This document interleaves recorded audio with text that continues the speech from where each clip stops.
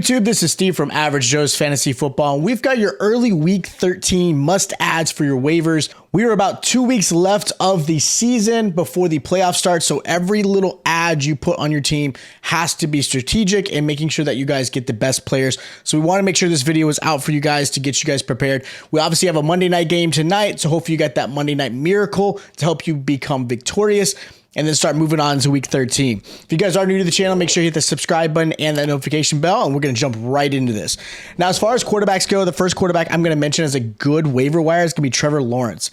He's going against the Lions this week. He's available in 39% of most leagues. He had a great game against the Ravens with 321 passing yards and 3 touchdowns. He looked smart. He made big plays. He looked really efficient. He's seeming to finally show up. Like, he's starting to, this is Trevor Lawrence. This is what we were expecting when he came out of Clemson. And now he has an even better matchup against Detroit, who is the worst against the pass, who has a team that has done pretty well the last few weeks. They were on a little bit of a win streak and, of course, unfortunately didn't get the win. But again, this is a great matchup for Trevor Lawrence. I love what he's been able to do, what he's been able to perform, and the fact that he's still available in most leagues. You might be able to grab him. He's got some good matchups coming up, and again, help you get another victory this week. Now, the other quarterback I'm going to mention is Deshaun Watson. I mentioned him obviously in the past, but now he is active. He's going against his old former team, Houston. He's available in 42% of most leagues. He has obviously finished up his 11-game suspension. Now, with that said, this is his first game back. So someone who I've seen a few people asking, who should I start Deshaun already, blah, blah, blah. My expectations aren't very high for him. Now, the Browns have high expectations. They're already ready to put Brissett to the bench. Watson starting to play. But again, this is his first game in almost 2 years, right? I think the last time he played, I forget what year, what game it was, but it was back in 2020. So you have a quarterback that hasn't played in a couple of years, new offense, new receivers. I don't expect much in his first game, but I do, again, think you should be grabbing him, especially if you're already in the playoffs or going to get into the playoffs, because you guys start thinking future and some games in the future as well. So again, I like Deshaun as a nice little pickup. Now, as far as running backs, I've got 4 running backs here. I've got Brian Robinson Jr. versus the Giants this week. He's available in 32% of most leagues. Robinson had a great game, over 100 rushing yards and a touchdown. Saw a lot of touches and looked really good.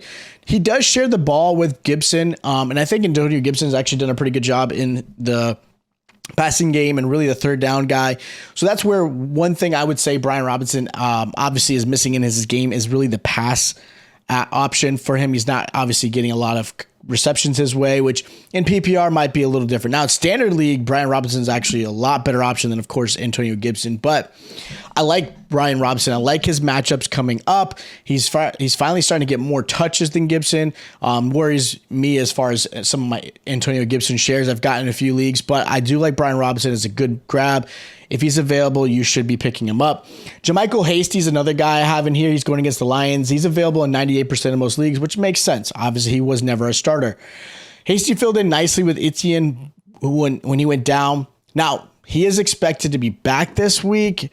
We'll see how that injury goes. But if you do have Etienne, I would consider having Hasty as a nice little handcuff just in case you have to put him in if he does not make, if Etienne does not make the game. So Hasty's more of a pass catching back. I wouldn't expect him to do a lot of rushing. But you also still have to consider Darrell Henderson, who also just got picked up by the Jaguars, so he's going to probably play a factor. But I think Hasty will probably get a lot of the pass catching, and obviously being that back that will probably get you 10 to 12 points. I think that's the expectation if he ends up having to play. So a nice little flex if you need to put him in there. Ty Johnson's another running back due to injury. He's going against the Vikings. He's available in 99% of most leagues. He filled in really well when Michael Carter got hurt. He hurt his ankle in that game. He had 62 rushing yards and a touchdown. If Carter is out, Ty Johnson ended up being the RB2. There is also night, so you got to consider that factor as well. But James Robinson, I thought a lot of people would probably go after, and I thought he was going to be the hands-down RB2, but he was a healthy scratch. The fact is he's falling down the depth chart, and he was signed to possibly compete with Michael Carter as a back that since Bryce Hall went down. But I'm not sure what the actual play was with that, because Ty Johnson always had a fairly good I felt he played really well with the Jets, even in the past when he's had to fill in. So again, Ty is another one you may want to consider if you've got Michael Carter. You're not very, I would say not very deep at the running back position. He's somebody you might want to consider grabbing. Again, these are just handcuff guys you need to start thinking about, again, especially for the playoffs. Another guy is Kyren Williams as well. Look, he's starting to get more touches. Obviously, Cam Akers is still playing a factor in this role, but Kyren looked really efficient. They're going against the Seahawks this week. He's available in 64% of most leagues. He saw the most touches in this past weekend. And essentially, the season's lost for the Rams. Let's just call it what it is. So I wouldn't be surprised if they start to use Kyren a lot more, even resting Cam Akers, maybe sprinkle him in a little bit just to, I guess, give rest to Kyren. I think his role just absolutely increases. And he looked really efficient. I think he can actually play a really good factor into these playoffs, because sometimes you look at any past a fantasy season, sometimes it's the players that you didn't expect are the ones who actually end up winning the game for you, especially when it comes down to crunch time, when some of these teams are losing and don't have necessarily the reason to play their starters just because they want to see what their rookies look like or some of their backups. So I like Kyren Williams is a nice little pickup. Again, a lot of these running backs besides Brian Robinson are all handcuffs or guys who may have a chance. So again, use your waivers properly. Don't spend a lot of fab on them. Don't waste your high waivers on them. But if you guys have these other players you might want to handcuff, something to consider. Now, as far as wide receivers, you got Zay Jones versus the Lions, available in 75% of most leagues. Zay has been on fire. He's one of the receivers Jaguars went after this offseason, but unfortunately really hasn't become the stud that everybody was hoping. Like, obviously, Christian Kirk has done well. But last 2 weeks, man, he has shown up. He's had a monster performance against Baltimore with 11 targets his way. The week before that, he saw 10 targets. So he's a nice little solid pickup, especially, again, looking at the matchup and schedule that the Jaguars have coming up. They've got some really soft defenses to play against. And I think, like this matchup with the Lions like to put up some points too.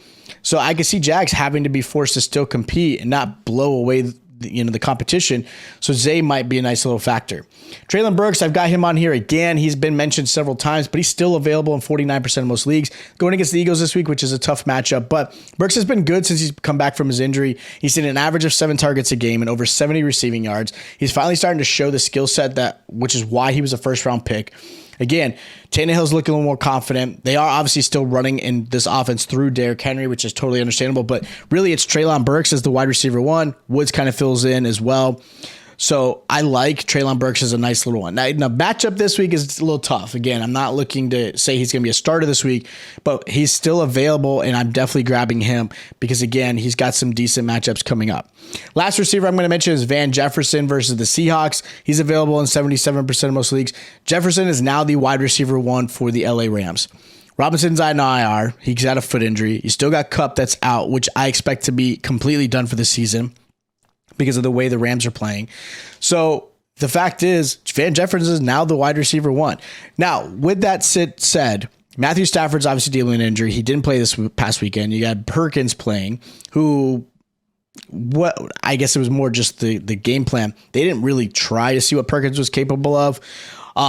With Stafford being hurt, there's a good chance even Stafford gets sat for the rest of the season just to kind of get him healthy and ready for next year.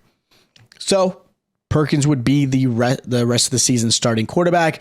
So that does make me a little nervous as far as Jefferson goes. Now, if Stafford did come back, then I would say Jefferson's stock definitely just spiked up. But again, just take that with a grain of salt. I think Jefferson's a nice little play if you need a wide receiver or if you have the depth to pick him up. But again, if Perkins is the quarterback, I'm not putting him in any of my lineups. Now, the last position I'm going to talk about is going to be the tight end. I've got Foster Moreau versus the Chargers. He's available in 61% of most leagues. Moreau saw 7 targets and a touchdown this past Sunday. He's done a great job. He's done a pretty good job filling in for Waller. He's not Waller, obviously, but he's done a pretty good job. So he's realistically a low tight end one that's still available out there for you to grab. And it's really based off the targets that he's going to receive in this offense because he is going to see plenty of targets his way. And the fact is, tight end position is such a hard position to fill, and most people are streaming a different tight end every single week unless you have Travis Kelce. The tight end ones just aren't quite there. Pitts was hurt, didn't really perform well. Kittle off and on, but he's starting to finally show up. Obviously, Waller got hurt. Oliver had a better game than Andrews did this past weekend, so even that's starting to have some issues. Zach Ertz got hurt. Goddard. the tight end position is so depleted that you're having to play players like Foster Moreau. And if you're getting 6 to 8 points, that's actually a good tight end, which is sad to say. But again, this is somebody you might want to consider. I know Akins is someone that you're probably going to be looking at as well, which I recommended him as a nice little sleeper last week, and he performed really well. But again, his matchups are pretty tough. So I'm not going crazy after, Jordan Akins, but you may want to consider him as well because he's available in most leagues. So those are my week 13 waiver wires you should be adding this week. Again, if you guys have questions of who you should be picking up or dropping, or if you're still doing trades, a lot of dynasties still are capable of, hit us up in the comments down below so we can help you answer those questions. If you guys are new to the channel, you guys did enjoy the content, make sure you hit the subscribe button and that notification bell is on. That way you guys are notified every time we drop a video, of course, like this, and our starting sit videos that we'll be dropping as well to get you guys ready for week 13. If you guys did enjoy the content, make sure you hit the like button. Make sure you watch all of our starting sit videos that are coming out this week, and I'll check you guys out next time.